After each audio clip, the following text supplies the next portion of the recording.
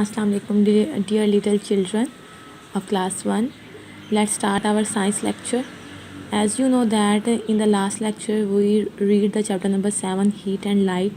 Now we will do a little classwork or homework. Let's open your binder and set your page in this way. Write date 5/12/2020 Saturday, Unit 7, heat and light. Then write topic, words meaning. Hurry up students, please open your binder and set your page. First of all we will write heat.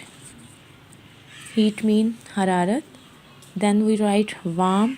Warm mean garam. Winter. Winter mean sardi. Fire. Fire mean aag. And then candle. Candle mean mombatti. Write neat and clean on your rough binder. Hurry up. And now you have to write the question answer.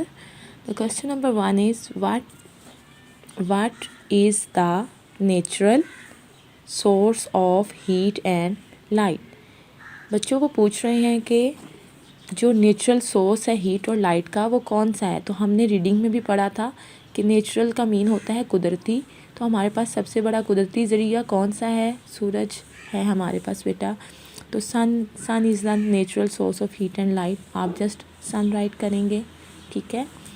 फिर अगले page पे question number 2 पे आते हैं हम लोग। Question number 2 है why do we need light? हमें रोशनी की क्यों ज़रूरत है?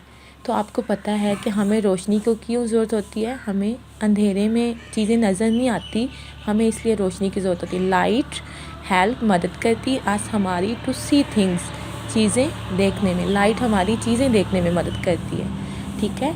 क्वेश्चन नंबर 3 है how does heat help us? Heat यानी कि हरारत कैसे हमारी हेल्प कर रही है? तो हम लिखेंगे we need heat to cook food. हमें खुराक पकाने के लिए जो है वो हीट की ज़रूरत होती है।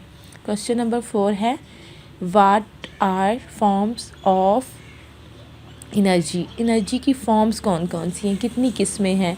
तो heat and light are forms of energy. ये सारे क्वेश्चन आपने अपने बाइंडर पे राइट करने हैं और इनको अच्छे से लर्न भी करना है। जल्दी करें, अपना ये पेज प्रिपेयर करके राइट करके मुझे अभी से दिखाएं। मुझे सब बच्चे जो हैं वो अपनी ये क्लास वर्क लिखने के बाद जो है अपना ये काम लिखने के बाद आप लोग मुझे जो है वो पिक्स भेजेंगे, ठीक है। ओके बच्चों।